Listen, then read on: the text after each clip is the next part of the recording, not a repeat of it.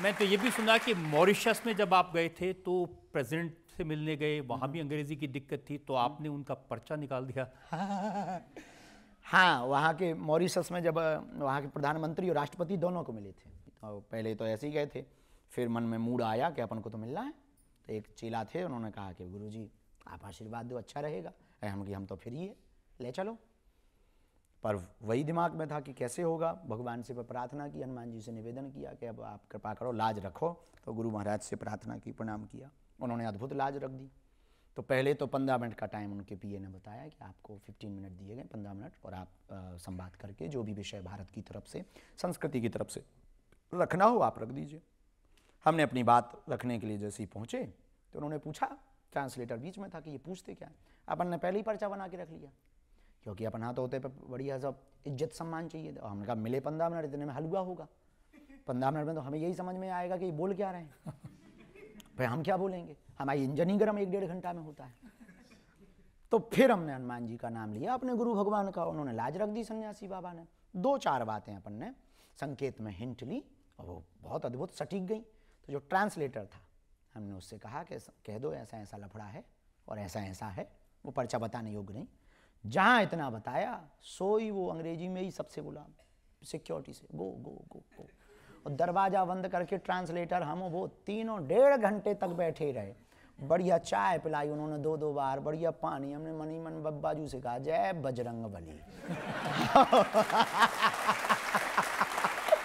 जो ट्रांसलेटर था वो बड़ा खुश हुआ, बोले हमको पहली बार पता लगा हमारे साहब के इतने राज है। तो बहुत आनंद हुआ। ऐसी हनुमान जी ने। बजरंगबली दुबई में भी मिले? हाँ हाँ, मस्कट गए, ओमान गए, हम वहाँ भी मिले, दुबई में भी मिले। और दुबई में वहाँ के एक कल्चरल मिनिस्टर हैं शेख नयान, हम उनको भी मिले।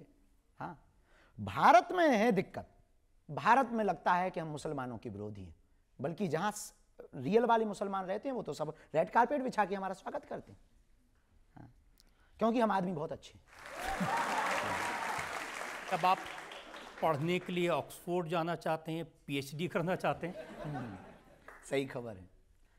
हमारा उद्देश्य है कि जीवन विद्यार्थी में ही रहना चाहिए, पढ़ते ही रहना चाहिए। और जो काम हम कर रहे हैं उस कार्य में हनुमान जी की कृपा और गुरु का प्रसाद तो है ही है। आने वाले दिनों में सब युवाओं को भी कहेंगे किसी भी उम्र में पढ़ाई की जा सकती है। तो किस विषय पर पीएचडी करेंगे आप? पीएचडी हमारा उद्देश्य है कि कैम्ब्रिज या ऑक्सफोर्ड यूनिवर्सिटी में हो, और भूतों पर। ये सुनकर के आप बहुत हंसेंगे। एक विषय अभी शुरू हुआ है ऑक्सफोर्ड यूनिवर्सिटी में भी, कैम्ब्रिज में भी, और अमेरिका की भी बहुत सी यूनिवर्सिटियों में। एक विषय हुआ पैरानॉर्मल। पैरानॉर्मल नाम का एक सब्जेक्ट स्टार्ट हुआ है। पैरानॉर्मल मीन्स अदृश्य शक्तियां, भूतों के बारे में जानना। हमारा काम ही है भूत भगाना। इस देश में बहुत से लोग हमारे ऊपर उंगली उठाते हैं, इस देश में हमारे ऊपर बहुत से लोग लांछन लगाते हैं कि हम अंधविश्वास फैलाते हैं।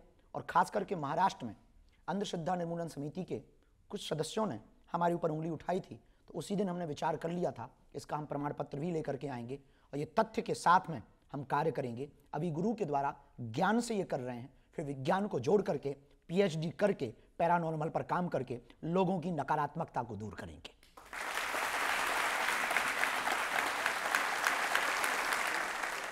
देखिए आजकल बहुत सारे लोग ये जब आपकी विदेश यात्राएं देखते हैं, आपकी ये गाड़ियां देखते हैं, लोग कहते हैं ये अब ये अमीरों के गुरु हो गए हैं, गरीबों से नाता टूट गया इनका। वाह, गरीबों से नाता तोड़ेंगे तो जी नहीं पाएंगे, क्योंकि हमारी जिंदगी गरीबी थी, आज भी वही है, कल भी वही है। जब तक जिएंगे जैसे कल थे वैसे ही रहेंगे।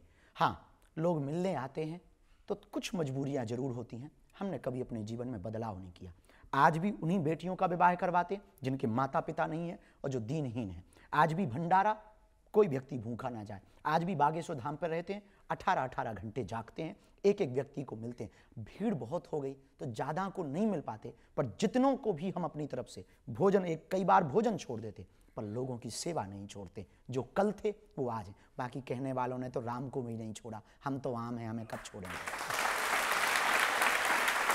देखिए अखिलेश यादव की बात सुन रहा था, वो कह रहे थे कि अगर आपको बागेश्वर बाबा की कथा करानी हो तो 50 लाख रुपए खर्च करने पड़ते हैं। गरीब आदमी तो हैसियत ही नहीं है उनसे कथा करवाने की। हम उनको निवेदन करना चाहेंगे आपकी अदालत के माध्यम से कि दक्षिणा हम लेते हैं, इसमें कोई संदेह नहीं, पर जितनी उन्होंने कही है उतनी अभी तक हमें मिली नहीं है। उनसे हम कहेंगे कि उनकी श्रद्धा यदि जगे, हमारी कथा करवाएं। हम उनके गांव में जहां वो कहेंगे वहां आएंगे, टेंट भी अपना लाएंगे, साउंड भी अपना लाएंगे, यजमान उनको बनना पड़ेगा, 1 रुपया दक्षिणा नहीं लेंगे और कथा सुना करके जाएंगे। आदिवासियों की कथाएं, आदिवासी क्षेत्रों में जाकर के उनको यजमान बना करके अपने टेंट लगाकर, अपना साउंड लगा करके कथा की, ये इसका गुणगान नहीं उन्होंने आज तक किया। हमने आज दक्षिणा लेते हैं, हमारी 2 मजबूरी है जिस कारण से, एक कैंसर हॉस्पिटल की मजबूरी, हमारा क्षेत्र बहुत पिछड़ा बिछड़ा है, वहां बहुत गरीबी है और लोग आस्था के नाम पर धर्मांतरण करते हैं वहां पर, तो हम चाहते हैं हम मंदिर बना करके नहीं, जीते जी अस्पताल बना करके मरे। दूसरा, अन्नपूर्णा भंडारा। यदि देखो, हमारे पिताजी तो मुख्यमंत्री नहीं थे, तो अब व्यवस्था चलानी है तो दक्षिणा तो लगेगी।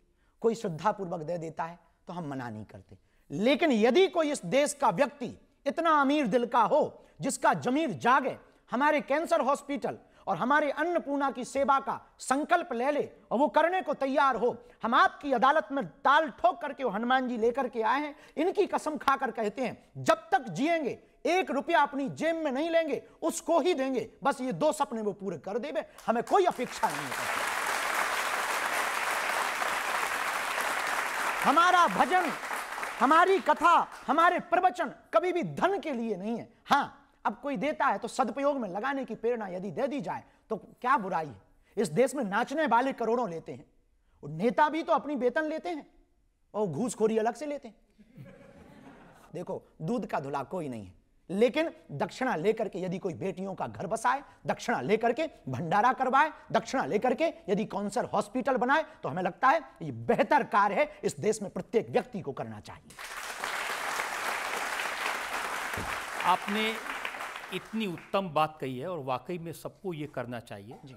दान दक्षिणा का अगर इस्तेमाल हम लोगों को शिक्षा देने में, इलाज कराने में कर सके, इससे अच्छी कोई बात नहीं है।